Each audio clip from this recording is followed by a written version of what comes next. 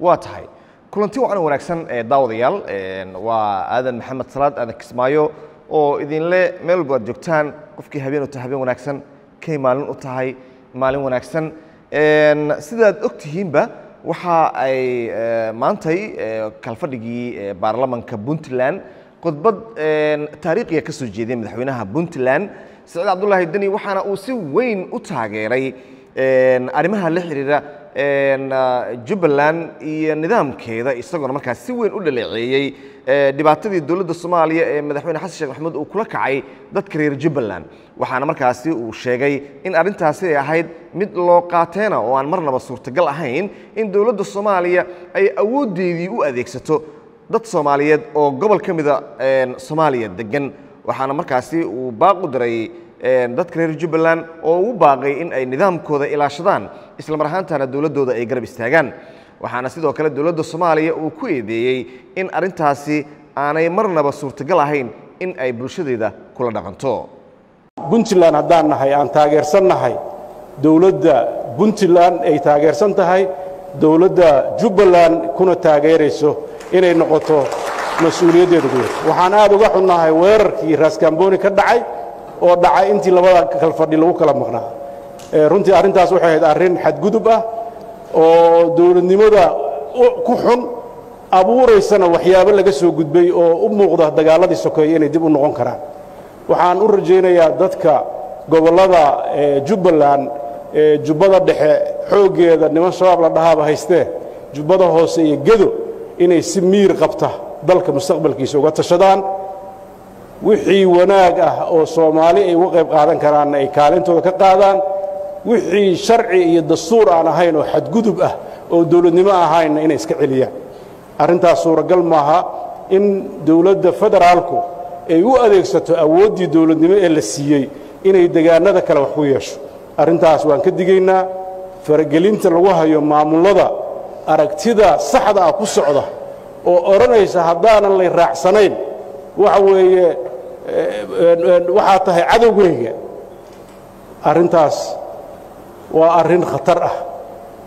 waa arintii September 11 oo Bush ku dhawaaqay adduunyada u kala saaray ama ana ay la jirtaa ama ay ga jirtaa taas wax shaqayn karta ma waxba ma dhalin ilaa ay hadda argagixisada waa sii xoogaysanaysa cudwaankii waa sii socdaa dadku waxay ku dhaamaan walaalow aan wada hadalna ma jirto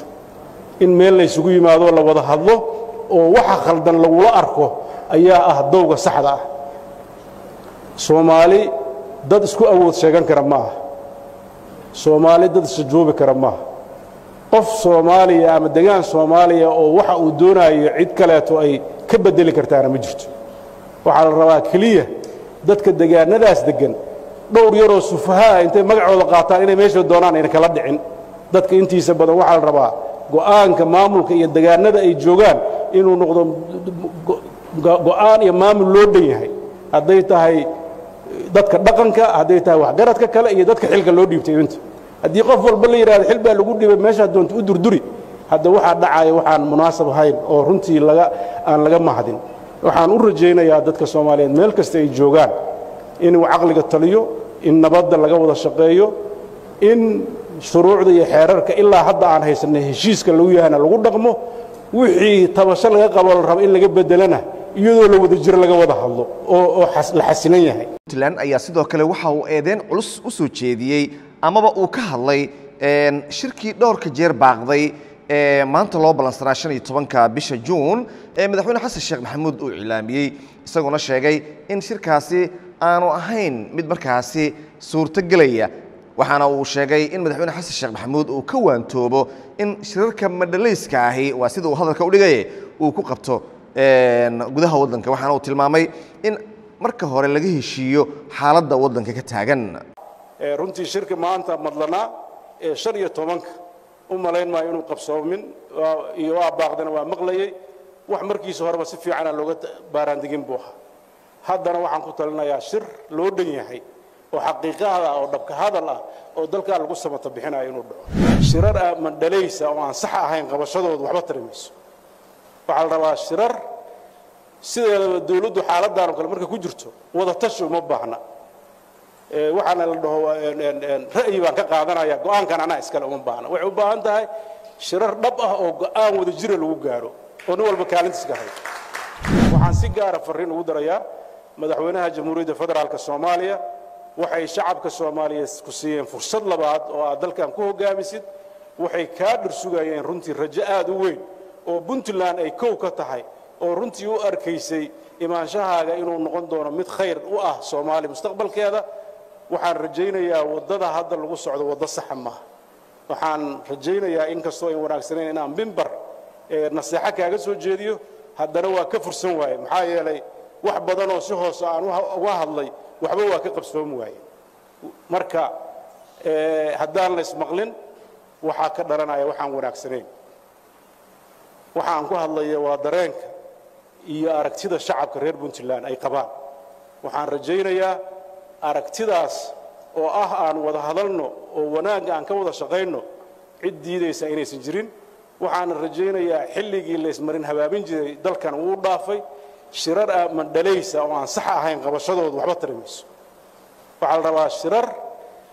sideedaba dawladdu xaaladdan kale marka ku jirto wada tashi uma baahna waxaana la dhaho ra'yi baan ka qaadanaya go'aankan anaa iskale uma baahna waxay u baahan tahay shirar dhab ah oo go'aan wada jira lagu gaaro oo nin walba kaalintiisa ka hayo laakiin intii qofka loo yeero la yiraahdo taladayda waa ku dhageysta kaliya adduunkana loo sheego waa la tashada hebel iyo hebel macna abuuri mayso meesheedii bay ka miismaysa marka runtii shirka maanta madlana 15 u malayn maayo inuu qabsoomin iyo waa baaqdana waa maqlayay wax markiisa horeba si fiican looga baaraandigin buu ahaa haddana waxaan ku talinayaa shir loo dhan yahay oo xaqiiqada oo dhabka hadal ah oo dalka lagu samata bixinayo inuu dhaco suuragal noqon mayso in dad kooban ay dalka masiirkiisa afduubaan suuragal noqon mayso markaas waxay noqonaysaa cid walba wixii markaa la gudboon in iyaduna ay ka tashato waxaan wili furan fursad dadka Soomaaliyeed danahooda uga bogan karaan dalkana qalooca gale looga sixi karo in aad garatid waxa markaas ku muuqdo waxa ka ra'yi duwan oo go'aan qaadatid kaasaan qaatay wanaag inuu keeno maahan xumaan ma keeno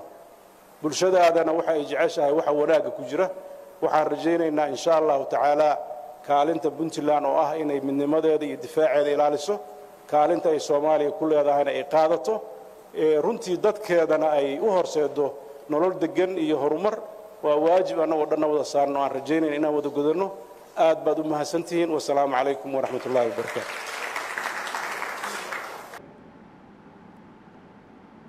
waa tahay khudbadaasi madaxweyne Saciid Cabdullaahi Dani dhinacyada badan taabanaysay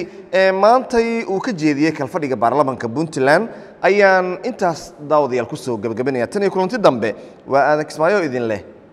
nabadgelyo bye bye